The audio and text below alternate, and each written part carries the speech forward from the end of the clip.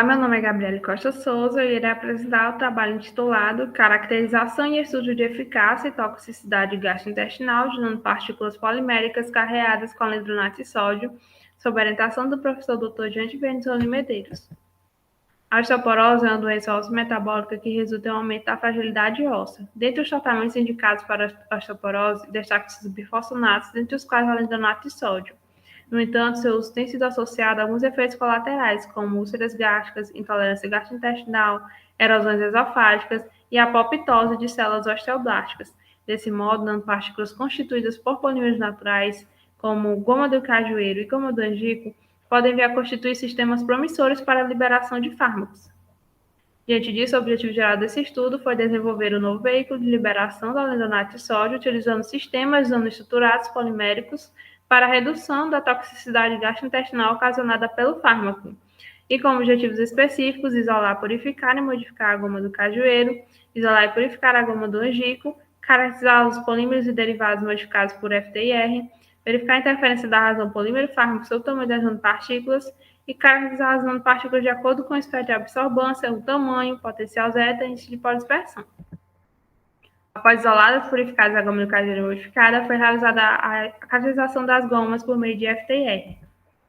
Para a síntese das nanopartículas foram utilizadas duas fases, uma fase orgânica, composta por goma do cajueiro acetilado, DMSO, e uma fase aquosa, composta por água destilada, goma do angico e alendronato de sódio.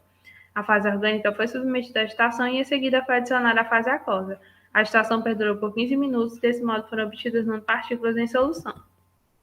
As nanopartículas foram caracterizadas quanto ao tamanho, índice de polidispersão e potencial zeta e quanto à quantificação e eficiência de incorporação do fármaco. Além disso, também foi determinada a atividade hemolítica das nanopartículas. O espectro FTR da goma do cajueiro demonstrou banda de absorção em 1120, 1066 e 1022 centímetros invertidos, as quais estão atribuídas a bandas específicas de polissacarídeos.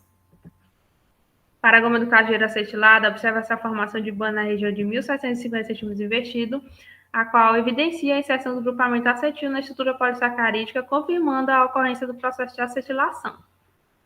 Com relação ao espectro, a goma do angico demonstrou banda de absorção em 3.268, atribuída à presença de grupamentos hidroxilas comumente presentes na estrutura de polissacarídeos naturais.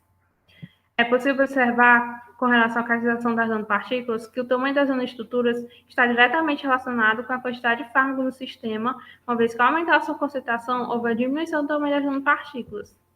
Além disso, observa-se que as nanopartículas contendo a menor concentração de polímero demonstraram tamanhos mais expressivos quando comparadas às nanopartículas contendo uma maior concentração de polímero.